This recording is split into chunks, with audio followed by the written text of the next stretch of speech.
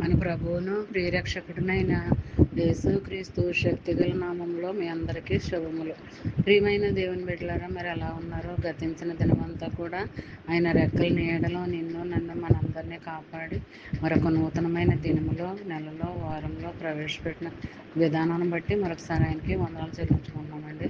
మరి ఈ దినము దేవుడు మనకిస్తున్న వాగ్దానము కీర్తన గ్రంథము 23వ అధ్యాయము 3వ వచనం.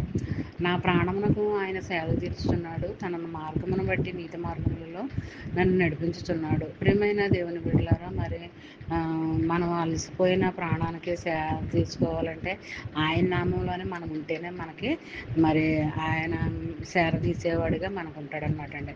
మనం మరి ఆయన మార్గంలో మనం నడుచుకుంటూ, ఆయన నామంలో మనం ఉంటూ, ఆయన నామంలో మనము ధ్యానించుకుంటూ బ్రతుకు దినాలన్నీ కూడా వెళ్ళబుచ్చుకుంటే మరి ఆయన మనల్ని ముందుకు నడిపిస్తాడు, నీతి మార్గంలో నడిపించాడు, రక్షణ మార్గంలో మనల్ని నడిపిస్తాడు, పవిత్రమైన మార్గంలో మనల్ని నడిపిస్తాడు, జీవ మార్గం గుండా మనల్ని నడిపించడానికి తీసుకుని వెళ్తాడు అనమాట అండి. మరి అలాంటి దీవెన ఆశీర్వాదకరమైన వాగ్దానాలు దేవుడు మనకిస్తున్నాడు అంటే అది దేవుని యొక్క మహాకృప అని మనం నమ్మాలి, విశ్వసించాలి. అలాంటి దీవెనకరమైన ఆశీర్వాదకరమైన వాగ్దానాలు దేవుడు రేయి మొదటి చావుని మనకి ఇస్తున్నాడు అంటే దేవుని యొక్క మహాకృప అని మనం నమ్మాలన్నమాట అండి. మరి ఈ చిన్న వాగ్దానం నీ ఫ్రెండ్ సర్కిల్లో పంపండి. అలా పంపడం వల్ల మరి చదివిన వారు దీవించబడతారు, మీరు ఆ పంపిన వారు ఆశీర్వదించబడతారు. ఒకసారి దేవుని దగ్గర నుంచి ఆశీర్వాదాలు ఎప్పుడు పడతాయండి? ఎప్పటికీ ఆగవండి. అలా అంచెలంచెలుగా మనం పొందుకుంటూనే ఉంటామండి. అలాంటి దీవెనకరమైన ఆశీర్వాదకరమైన ఆశీర్వాదాలు దేవుని దగ్గర నుంచి మనం పొందుకుంటూనే ఉండాలన్నమాట అండి.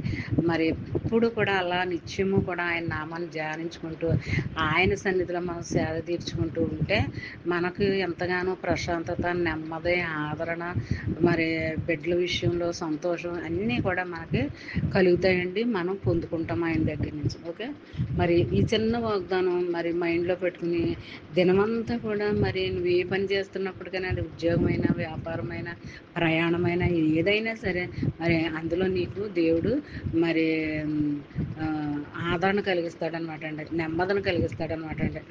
అలాంటి దీవెనకరమైనవి మరి మనము కూడా ఖాళీ సమయంలో ఈ చిన్న వాగ్దానం మైండ్లో పెట్టుకుని ధ్యానించుకుంటూ ఉంటే మరి నువ్వు కూడా పొందుకుంటావు అనమాట అండి. మరి ఈ దినం అంతా ఈ వాగ్దానం నీ జీవితంలో, నా జీవితంలో, మనందరి జీవితంలో జరగాలని కోరుకుంటూ, ఓం గాడ్ బ్లెస్ యూ.